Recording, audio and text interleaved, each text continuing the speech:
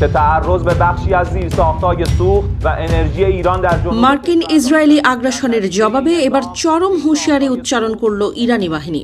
শুধু সামরিক ঘাঁটি নয়, এবার নিশানায় সরাসরি জ্বালানি অবকাঠামো। আকাশে যুদ্ধের দামামা আর বাতাসে বারুদের গন্ধ। ইরানি বাহিনীর খাতাম আল আম্বিয়া কেন্দ্রীয় সদর দপ্তর থেকে ভেসে এলো এক প্রলয়ঙ্কারী ঘোষণা। লেফটেন্যান্ট কর্নেল ইব্রাহিম জোলফাগারি সরাসরি জানিয়ে দিয়েছেন, যুক্তরাষ্ট্রের সাথে সম্পৃক্ত আঞ্চলিক জ্বালানি উৎপাদন কেন্দ্রগুলোকে পুড়িয়ে ছাই করে দেওয়া হয়েছে। ঘটনার সূত্রপাত বুধবার ভোরে। ইরানের উপকূলীয় শহর আসালুয়েহ প্রাকৃতিক গ্যাসের প্রাণকেন্দ্র হিসেবে পরিচিত সেখানে আচমকা হানা দেয় মার্কিন ও ইসরায়েলি যুদ্ধবিমান। 4টি বড় শোধনাগার এখন ধ্বংসস্তূপ। এই হামলার ক্ষত এখনও টাটকা, আর সেই আগুনেই এখন ঘি ঢেলেছে ইরানি বাহিনীর পাল্টাপাল্টি হুঁশিয়ারি।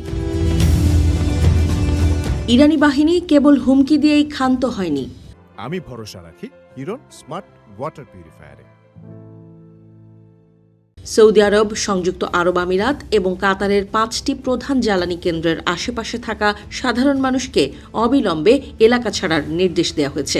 ইরানি ড্রোন আর মিসাইল যে কোনো মুহূর্তে ধেয়ে আসতে পারে, এই আশঙ্কায় এখন থরথর করে কাঁপছে গোটা অঞ্চল।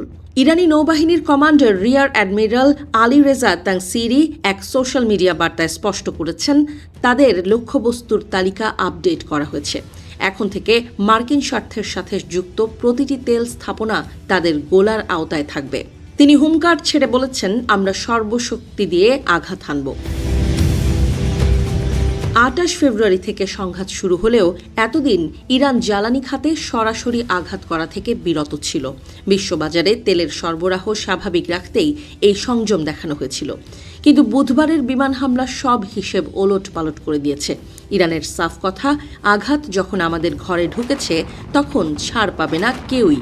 যুদ্ধ কেবল পারস্য উপসাগরে সীমাবদ্ধ নেই, এর আঁচ পৌঁছে গেছে সাধারণ মানুষের পকেটে। বাজার বিশ্লেষকরা আশঙ্কা করছেন, জ্বালানি তেলের দাম প্রতি ব্যারেলে $150 ছাড়িয়ে যেতে পারে। যুদ্ধের এই দাবানল যদি সত্যি তেলের খনিগুলোতে লাগে, তবে বিশ্ব অর্থনীতি মুখ থুবড়ে পড়বে বলে ধারণা করা হচ্ছে। ইরানি বাহিনীর এই হুঁশিয়ারি কেবল কথার কথা নয়, তা বোঝা যাচ্ছে সীমান্তে তাদের সমরসজ্জা দেখে। দূরপাল্লার ব্যালিস্টিক মিসাইল থেকে শুরু করে কামিকাজে ড্রোন সবই এখন রেড অ্যালার্টে। কোন দেশ থেকে হামলা চালানো হয়েছে সেই উৎস খুঁজে বের করে সেখানে নরক নামিয়ে আনার প্রতিশ্রুতি দিয়েছে তেহরান।